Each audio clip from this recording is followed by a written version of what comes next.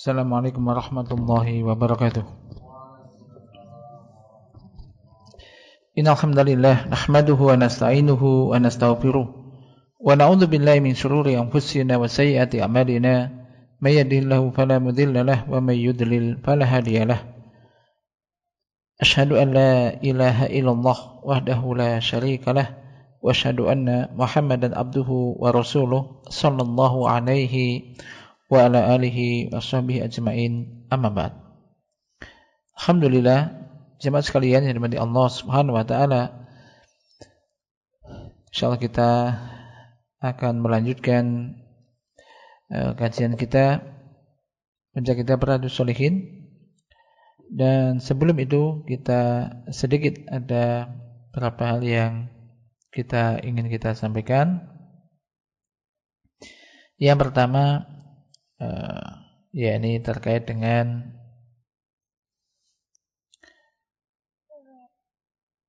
sujud di dalam ibadah. Ada sujud sahwi, ada sujud syukur, ada sujud tilawah. Sujud tilawah sujud yang disebabkan karena kita membaca surat Al-Quran atau ayat sajdah.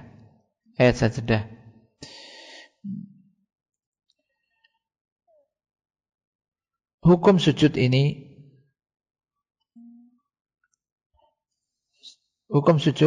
tilawah ini tidak wajib. Akan tapi itu adalah suatu keutamaan. Jadi sangat ditekankan kalau bisa dilakukan. Maka sujud tilawah ini dilakukan ketika membaca ayat sajdah. Baik ketika kita di dalam sholat, baik sholat wajib ataupun sholat tatawwu, sholat sunnah, ataupun juga ketika membaca ayat di luar sholat. Ketika kita membaca ayat sajdah, maka ini disunahkan untuk sujud.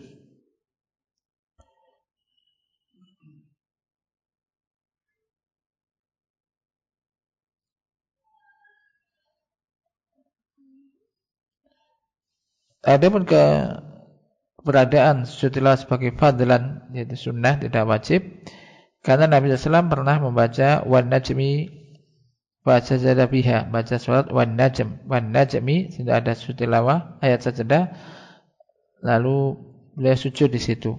Dan juga pernah wa qara'aha alaihi Zaid bin Sabit falam yasjud fiha. Dan Zaid bin Sabit telah membacanya pada beliau dan beliau tidak sujud di situ untuk menjelaskan atau menerangkan bolehnya hal itu.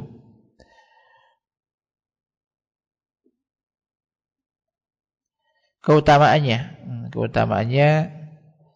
dari Abu Hurairah radhiyallahu anhu telah berkata, Rasulullah sallallahu alaihi wasallam bersabda, "Idza qara'a ibnu Adam as-sajdah fasajada itazala syaitanu yabki yaqulu ya wailah umira bisujudi fasajada falahu al-jannah wa umirtu bisujudi fa asaitu faliyan nar." Rasulullah sallallahu alaihi wasallam bersabda, apabila anak Adam membaca as-sajdah lalu dia sujud, maka setan menyingkir dan menangis. Dia mengatakan, aduh celakanya. Celakanya dia, yaitu dia manusia diperintahkan untuk sujud lalu dia sujud, maka baginya surga. Dan kata setan, dan aku diperintahkan untuk sujud lalu aku tidak mau sujud, maka bagiku neraka, kata setan. Maka ini intinya, ini memang hukumnya sunnah, enggak wajib, tapi kalau dibaca bakal lebih utama. Baik ketika sholat atau di luar sholat, baik sholat wajib atau sholat sunnah. Termasuk juga untuk memberitahukan juga pengajaran bahwasanya ini termasuk sunnah, maka ketika orang awam ini juga mengetahui bahwasanya itu adalah sunnah. Tapi kalau misalkan kita sholat imamnya enggak sujud, ya makmumnya juga enggak sujud. Kalau imamnya sujud, ya kita sujud. Sebagaimana orang baca, kita mendengar. Orang itu baca ayat sajdah, kemudian dia sujud dan kita mendengar, menyimak dan mendengar, maka ya kita sujud. Kalau yang baca enggak sujud, ya enggak sujud.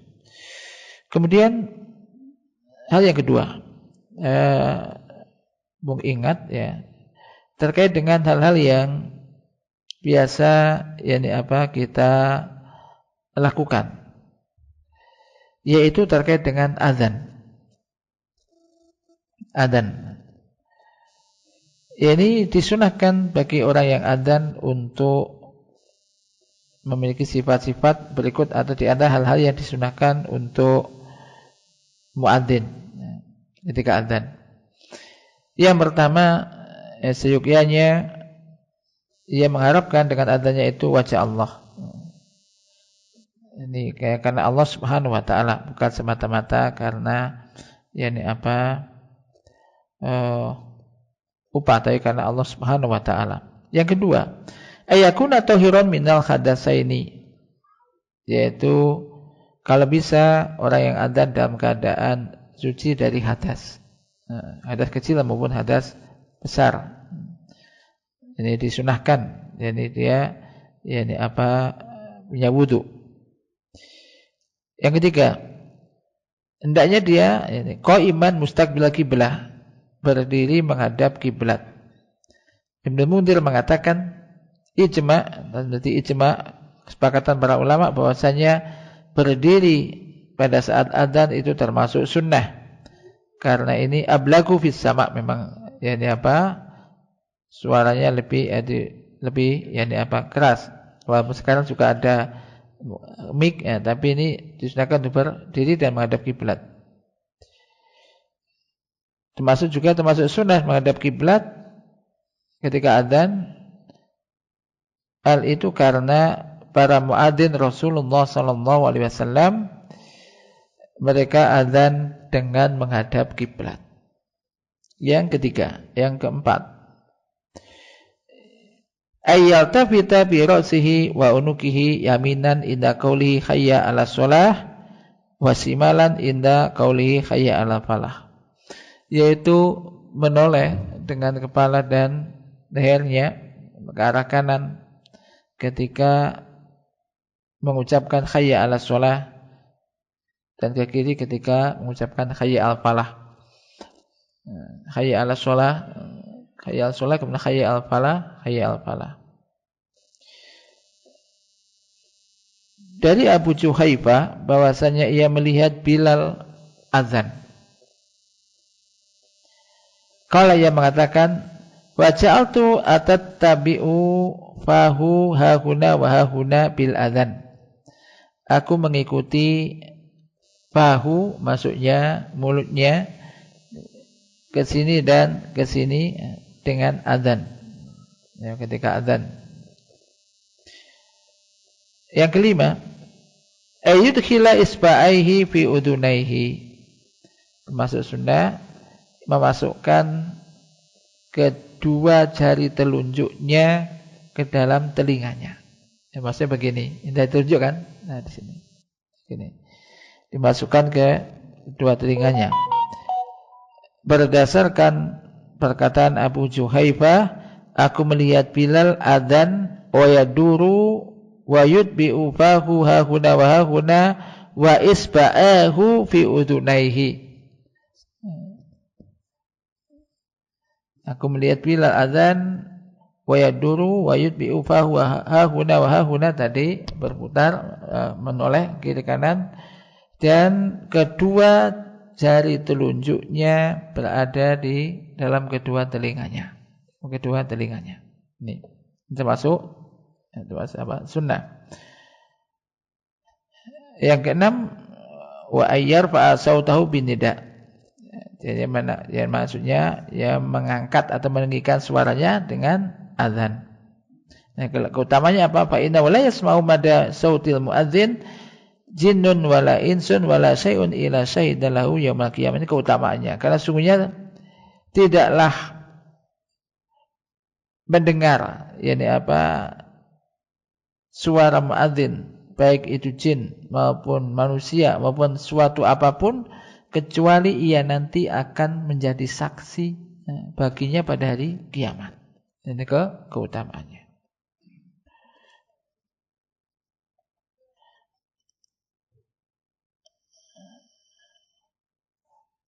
Adapun orang yang mendengar, maka pertama mengikuti atau menjawab adzan, mengikuti muadzin. Kemudian yang berikutnya setelah selesai kemudian membaca sholawat kepada Nabi.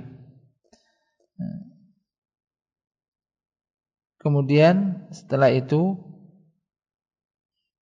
membaca doa setelah adzan. Allahumma rabbati da'wati tammah sholatil qa'imah ati Muhammadanil wasilata wal fadilah wa ba'as maqama mahmudanil ladzi wa'ata.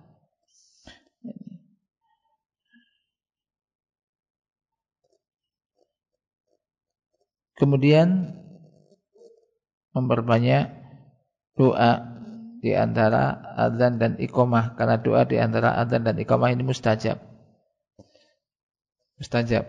Di antara juga bisa berdoa Allahumma inni as'alukal afwa wal afiyah fid dunya wal akhirah.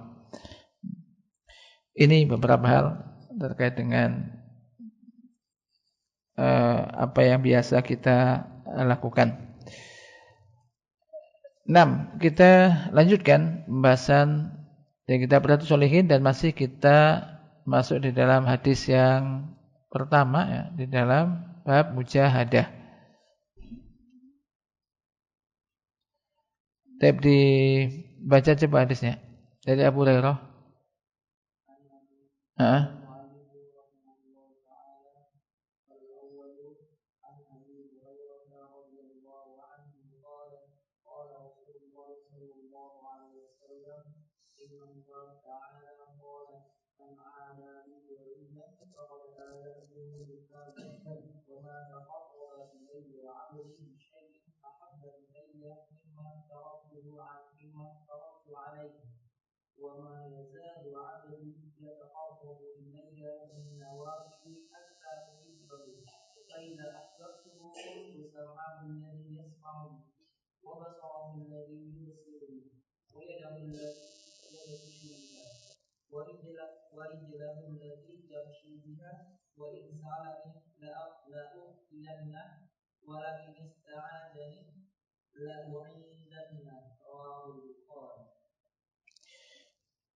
Kita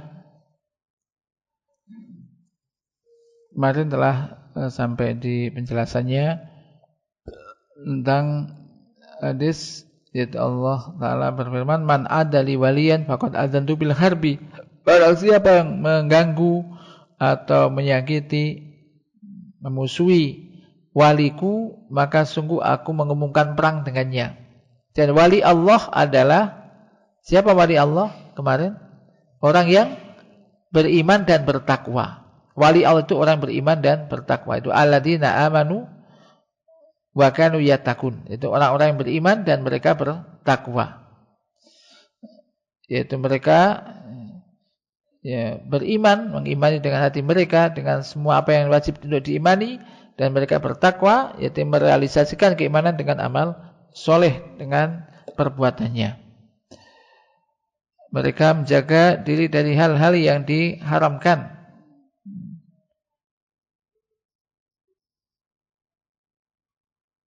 Tidak meninggalkan yang diwajibkan dan tidak mengerjakan yang diharamkan. Kemudian berikutnya, qala rahimahullah, wa laisatil wilayatullahi subhanahu wa ta'ala ta'ti bid-da'wah. Jadi kewalian dari Allah Subhanahu wa taala itu, waliullah itu tidak datang dengan pengakuan aku lu wali Allah misalkan. Tidak gitu. Atau dia itu wali Allah misalnya. Dia itu wali, dia itu gitu kan. atau aku ini wali. Tidak demikian.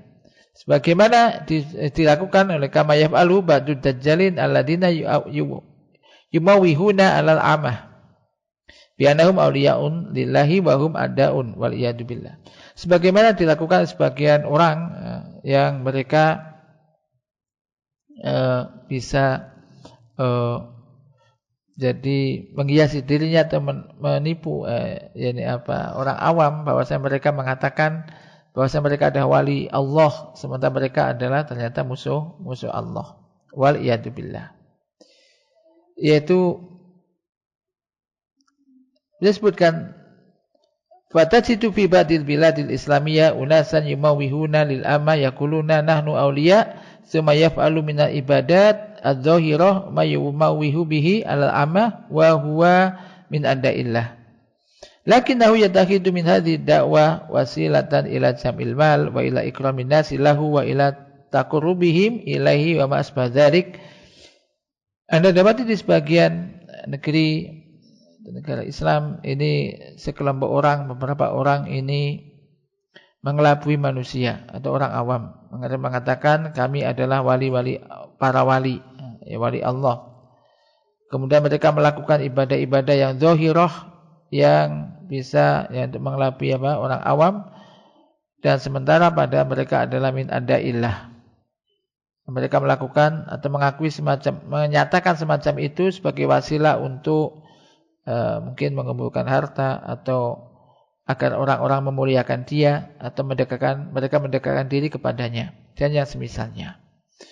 Jadi ukuran wali sekali lagi ini bukan karena keanehan-keanehan. Bukan wali itu kalau orang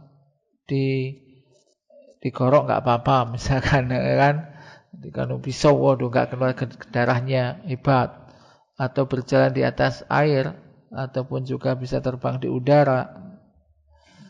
Bukan demikian. Kan tapi ada kaidah dzabit, kaidah ini aturan yang dijelaskan oleh Allah Azza wa Jalla, definisi wali yang jelas, yaitu alladzina amanu wa kanu yatakun, itu sudah. Yaitu orang-orang yang beriman dan mereka bertakwa. Haula'i hum awliya Allah. Mereka itu wali-wali Allah. Walaupun orang itu dia biasa, tapi dia itu ahli ibadah. Dia itu orang-orang yang imannya kuat. Mereka itu bertakwa. Walaupun mungkin enggak kaya, enggak dikenal orang. Bisa jadi enggak dikenal orang. Atau bisa jadi orang itu ketika berada di hadapan di depan rumah diusir. Karena penampilannya enggak, ya misalkan enggak menarik, semacam itu. Maka wali Allah sekali lagi adalah, ya di ayat tadi, definisi wali itu orang-orang yang beriman dan mereka bertakwa. Orang yang beriman dan bertakwa. Maka ukurannya dilihat amalnya. Karena iman dan takwa ini enggak bisa hanya pengakuan tadi. Ya mesti ibadahnya juga dia kan rajin ibadah, sholat dijaga, ya kan, sholat berjamaah mesti, ya kan. Kemudian juga ibadahnya pun sesuai dengan sunnah Nabi, nah semacam ini. Karena dia bertakwa, beriman dan bertakwa. Mereka itu adalah wali-wali Allah. Maka orang yang memusuhi wali-wali Allah, maka Allah Azza wa Jalla mengatakan faqad azantuhu bil harbi, maka aku umumkan perang kepadanya. Yani Allah mengumumkan peperangan dengan orang yang memusuhi wali Allah. Jadi orang-orang yang memusuhi wali-wali Allah, memusuhi orang-orang beriman dan bertakwa kepada Allah, berarti dia menyatakan perang dengan Allah Azza wa Jalla. Nah, kita minta pada Allah al-afiyah, keselamatan dari hal itu. Karena barang siapa yang perang melawan Allah, kan, maka dia tentu akan binasa. Akan tidak ada yang bisa menolongnya. Kemudian Allah Ta'ala berfirman, wa ma taqarraba ilayya 'abdi bi syai'in ahabba ilayya mimma iftaratuhu alaihi. Dan tidaklah hambaku mendekatkan diri kepadaku dengan sesuatu yang lebih aku cintai daripada apa yang aku fardukan kepadanya, daripada apa yang aku wajibkan kepadanya, yakni bahwasanya Allah Ta'ala menjelaskan sini mengatakan bahwasanya sesuatu yang dilakukan oleh manusia untuk mendekatkan diri kepada Allah, yang paling dicintai oleh Allah adalah apa yang diwajibkan oleh Allah kepadanya.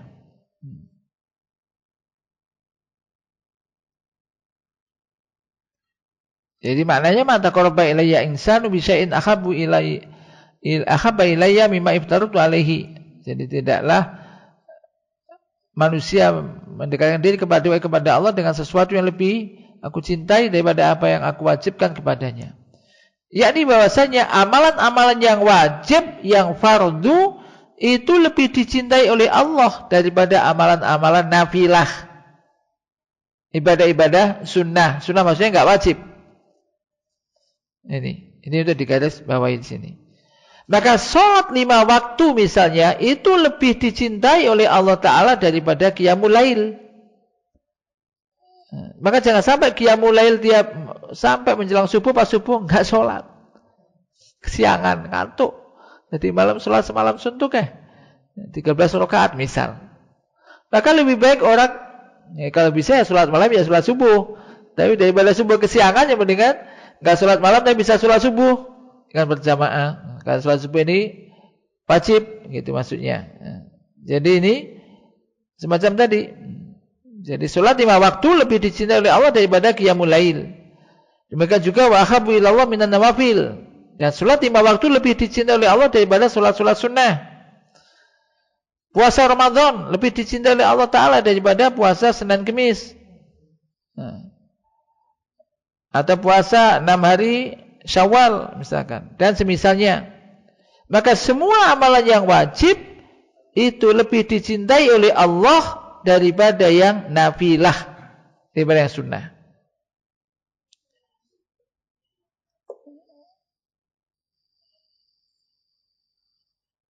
Hal itu karena amalan-amalan yang fardu ini diwajibkan oleh Allah Azza wa Jalla bagi para hamba. Dan ini dalil yang menunjukkan sangat besar cintanya. Yani apa? Cintaan Allah Azza wa Jalla kepada jadi amal-amalan yang diwajibkan tersebut. Maka falamma kana yuhibbuha hubban syadidan alzama biha al-ibad. Maka tatkala Allah sangat mencintai hal itu dengan cinta yang besar, maka Allah mewajibkan amalan-amalan yang wajib fardu tadi kepada para hamba. Adapun amalan yang nafilah, amalan yang sunnah tidak wajib, maka ini adalah bebas bagi manusia. Jika dia mau melakukan itu, maka ini menambah kebaikannya. Namun jika dia mau ingin tidak melakukan itu, maka itu terserah dia. Akan tetapi amalan yang wajib lebih dicintai oleh Allah dan lebih ditekankan. Wal gharibu, sebutkan dia ini, yang aneh adalah bahwasanya setan ini akan senantiasa mendatangi manusia. Maka Anda mendapati manusia, karena sebagian orang ini membaguskan amal-amal nafilah. Amal sunnahnya Masya Allah khusyuk melakukan amal sunnah. Tapi misalkan di sholat malam khusyuk, akan tidak gerak, maksudnya sangat khusyuk sekali. Akan tetapi ketika sholat wajib, ini banyak gerak ke sana kemari dan banyak was-was. Ini adalah di antara pengaruh setan, godaan setan yang menghiasi hal-hal tersebut, menampakkan indah amalan tersebut. Maka beliau sebutkan, fa idza kunta tuzayyinun nafilah fal fariidhu ahaqqu bitazin. Apabila Anda ini membaguskan amal-amal nafilah, maka amalan yang wajib lebih berhak untuk diperbaiki dan diperbagus, yaitu diperindah. Maka perbaguslah amalan yang wajib, lakukan amalan wajib dengan sebaik-baiknya. karena itu lebih dicintai oleh Allah Azza wa Jalla daripada yang nafilah. Berikutnya, wa ma yazalu 'abdi yataqarrabu ilayya bin nawafil hatta uhibbahu. Dan hambaku senantiasa mendekatkan diri kepadaku dengan amalan-amalan nafilah, tentu setelah yang wajib. Hatta uhibbahu, hingga aku mencintainya. Allahumma mas'aluka min fadlik, ya Allah kami mohon kepada engkau dari karuniamu, karena ini fadl. Yaitu an-nawafil, amalan-amalan nafilah ini akan bisa mendekatkan pelakunya kepada Allah. Dan amalan sunnah, amalan nafilah, ibadah sunnah ini menyempurnakan ibadah yang wajib. Maka apabila manusia memperbanyak amal-amal nafilah, tentu setelah dia menunaikan amalan yang wajib dengan baik, maka dia akan mendapatkan cinta Allah. Maka di antara cara untuk mendapatkan cinta Allah, agar dicintai oleh Allah apa? Senantiasa melakukan amal-amal sunnah, ibadah-ibadah sunnah setelah yang wajib. Perbanyak amal-amal sunnah ini, maka Allah akan mencintainya. Allah akan mencintainya. Dan apabila Allah telah mencintainya, sebagaimana diberitakan oleh Allah di sini, Allah mengatakan, kuntu as-sam'ahu alladhi yasma'u bihi wa basarahu allati yubsiru bihi wa yadahu allati yabtisu biha wa rijlahu allati yamsi biha. Yani bahwasanya Allah Subhanahu wa taala akan membimbing. Yani apa? Untuknya, untuk manusia ini, dalam 4 anggota tubuh itu, pendengarannya, penglihatannya, tangannya, dan kakinya. Dalam pendengarannya, maka Allah akan membimbingnya. Dalam pendengarannya, maka dia tidaklah menggunakan pendengarannya, tidaklah dia mendengar kecuali sesuatu yang menjadikan Allah ridho dan diridhoi oleh Allah. Dia gunakan pendengaran untuk mendengarkan yang baik-baik, yang memang boleh untuk didengarkan. Ini mendengarkan macam-macam, ya kan? Karena digunakan mendengarkan yang kadang nggak boleh didengarkan. Nah, macam-macam lah pokoknya, yang kayak malah musik-musik atau untuk mendengarkan hal yang batil. Nah, ini, maka dia akan dibimbing oleh Allah. Dia tidak menggunakan pendengarannya kecuali untuk mendengarkan hal-hal yang diridhoi oleh Allah dan menjadikan Allah ridho. Demikian juga penglihatannya, maka tidaklah dia melihat kecuali kepada apa yang dicintai oleh Allah. Kecuali Allah suka hal itu dilihat. Tidak digunakan untuk melihat hal-hal yang haram. Dan juga tidak melihat dengan pandangan yang diharamkan. Ini manfaat. Yang berikutnya tangannya. Maka dia tidak gunakan tangannya kecuali untuk hal yang diridhoi oleh Allah dan menjadikan Allah ridho. Li'anna Allah yusaddiduhu, karena Allah saddada itu ketika mau nyimpang, nyeleweng, diluruskan. Mau menggunakan yang tidak baik, dikembalikan. Ini agung sekali. Ini buah apa? Buah dicintai oleh Allah, dan itu disebabkan karena orang ini senantiasa menjaga amal-amal sunnahnya. Perbanyak amal-amal sunnah. Habis menjaga sholat 5 waktu, jaga sholat-sholat nafilah. Entah sholat sunnah rawatib, sholat-sholat qiyamul lail, sholat-sholat ibadah-ibadah nafilah. Di samping ini bisa menyempurnakan amalan wajib kita yang kurang sempurna, ini menjadikan orang itu dicintai oleh Allah. Kalau sudah dicintai oleh Allah, maka dia akan disetir oleh Allah tadi, yaitu diberikan petunjuk oleh Allah ini, dibimbing oleh Allah. Ketika mau menyimpang, dikembalikan. Maka ini mulia sekali orang semacam ini. Demikian juga kakinya, tidaklah dia gunakan untuk berjalan kecuali menuju apa yang diridhoi oleh Allah. Tidak akan mendatangi tempat-tempat yang tidak baik, tempat-tempat yang maksiat. Ini karena Allah telah meluruskannya. Maka fala yas'a ila ma fil khair. Maka tidak dia gunakan kakinya kecuali untuk menuju hal-hal yang di situ ada kebaikan. Sekarang enggak berjalan kaki, pakai motor Ustaz. Tangannya untuk ngegas kakinya, pikirannya mau diarahkan untuk hal yang baik-baiklah gitu. Tidak untuk hal yang maksiat. Wa hadza makna qaulihi, dan ini ada makna firman Allah Ta'ala dalam hadis qudsi ini, aku menjadi pendengarannya yang dengannya dia mendengar, dan penglihatannya dengannya dia melihat, dan tangannya yang dengannya dia memegang, dan kakinya dengannya dia berjalan. Ini makna yang benar. Jangan salah dipahami. Jadi maknanya bukan berarti Allah itu menyatu di dalam pendengaran, penglihatan, tangan dan kaki. Bukan manunggaling kawula Gusti, bukan menyatu di dalam, dan bukan wahdatul wujud, menyatu dalam pendengarannya. Jadi bukan itu.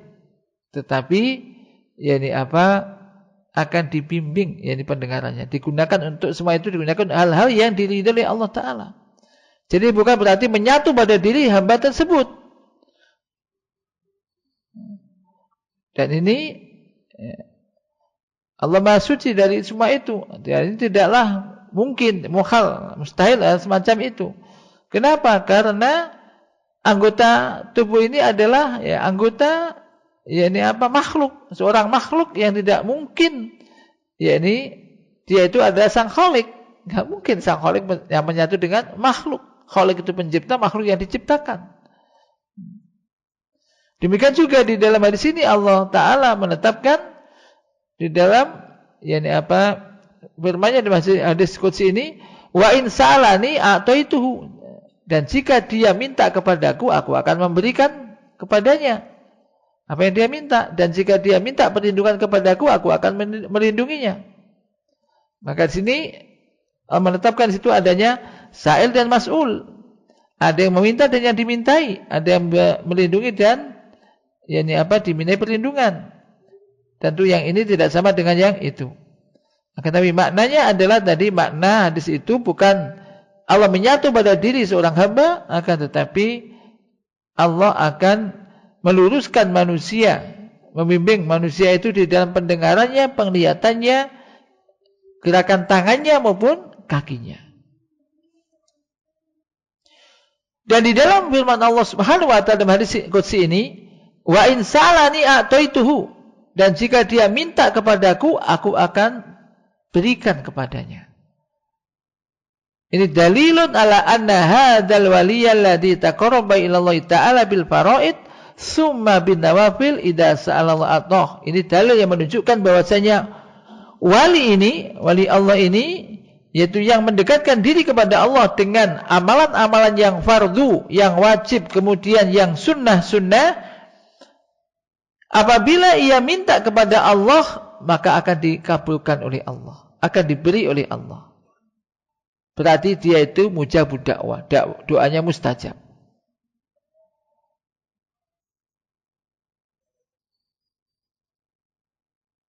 Dan ini mutlak, seakan-akan doa apa saja, tapi ada pengikatnya, penjelasan yang lain di hadis yang lain yang menunjukkan bahwasanya yaitu ia akan memberikan kepada orang yang meminta, memberikan memberikan permintaannya selama dia tidak meminta sesuatu yang mengandung dosa atau memutuskan tali silaturahim. Jika dia meminta suatu perbuatan mengandung dosa, maka tidak diijabahi. Akan tetapi al-ghalib, akan tetapi kebanyakan namanya seorang wali tentu tidak akan minta sesuatu yang mengandung dosa, karena wali ini seorang mukmin yang bertakwa, dan mukmin yang bertakwa tidak meminta sesuatu yang mengandung dosa dan juga mengandung, yaitu memutuskan tali persaudaraan. Tidak mungkin, karena dia itu orang yang beriman dan bertakwa. Wala in ista'adzani la'uidzannahu, dan jika dia minta perlindungan kepadaku, pasti aku akan melindunginya. Jadi maksudnya jika ia minta perlindungan kepada Allah, menjagakan dirinya kepada Allah Ta'ala dari segala kejahatan, dari makhluk yang memiliki kejahatan, niscaya Allah akan melindunginya.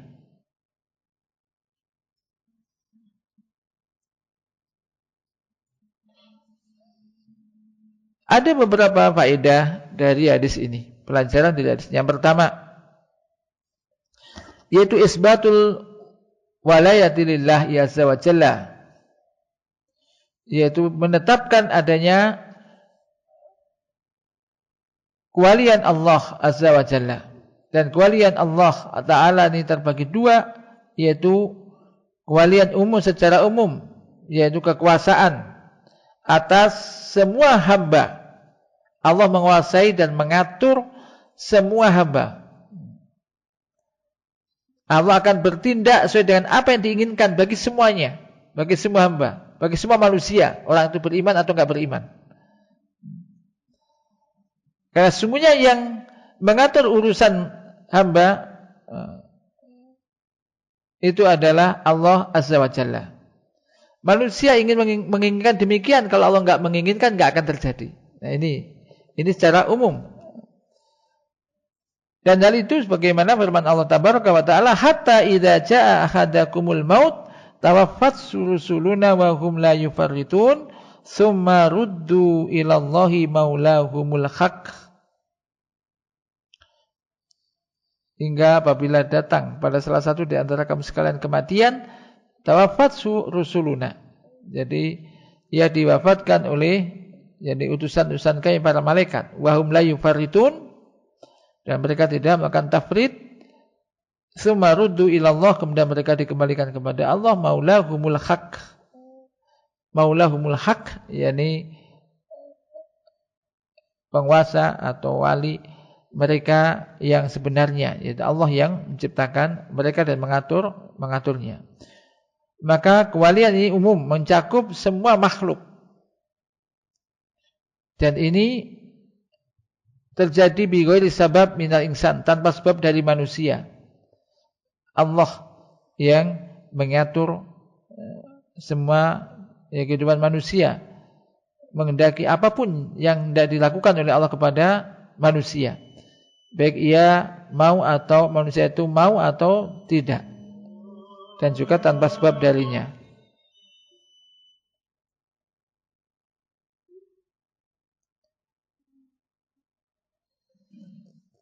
Baik, azan dulu. Bismillahirrahmanirrahim. Wassalatu wassalamu ala Rasulillah. Kita lanjutkan sedikit.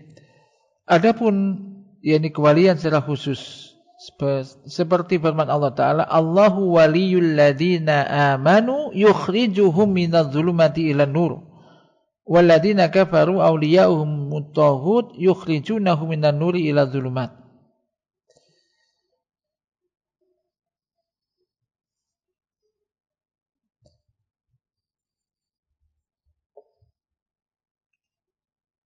Yaitu orang-orang Allah pelindung bagi orang-orang yang beriman. Maka kewalian ini ada sebabnya. Kewalian secara khusus ini terjadi dengan suatu sebab yang dilakukan oleh manusia itu.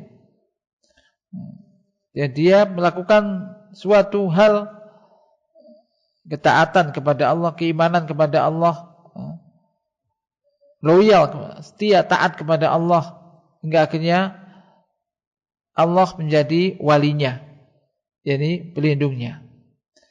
Maka Allah menjadi pelindung orang-orang yang beriman, alladzina amanu.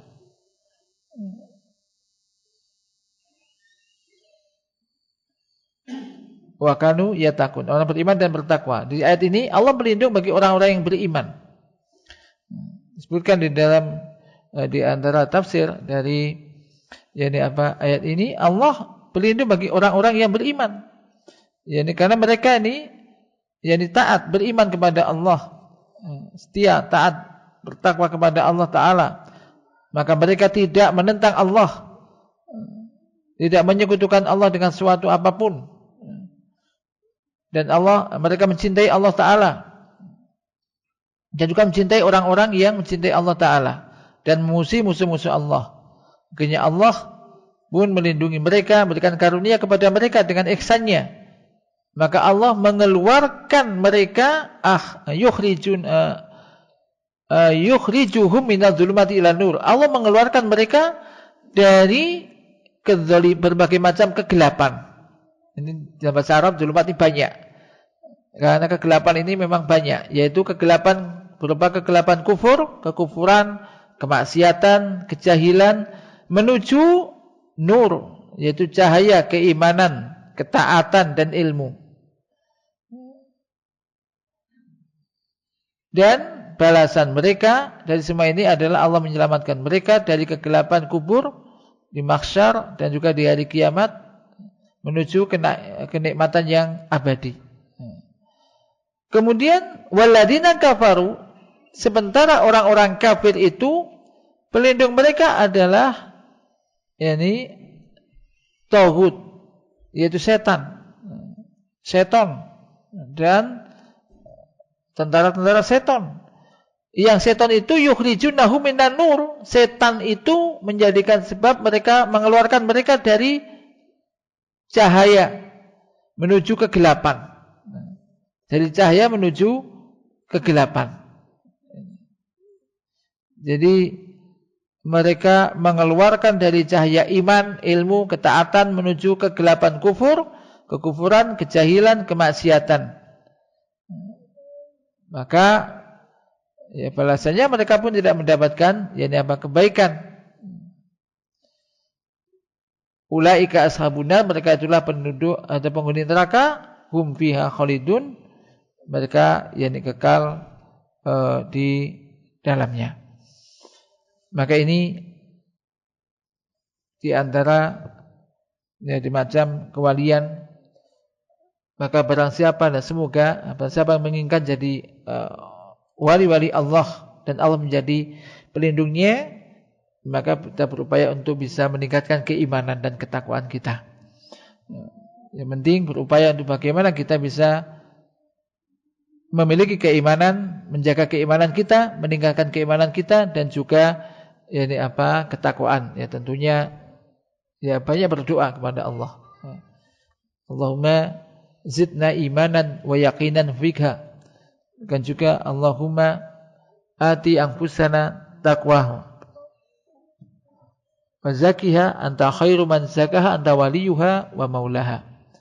Semoga Allah Subhanahu wa taala memasukkan kita, menjadikan kita termasuk hamba-hambanya yang beriman dan juga bertakwa kepadanya, dan senantiasa bisa istiqomah di atas ketaatan kepada Allah Subhanahu wa taala. Allah manfa'na bima 'allamtana wa 'allimna ma yanfa'una wa rzuqna ilman tanfa'una bihi wa sallallahu ala nabiyyina Muhammad. Subhanakallahumma wa bihamdika asyhadu an la ilaha illa anta astaghfiruka wa atubu ilaik. Assalamualaikum warahmatullahi wabarakatuh.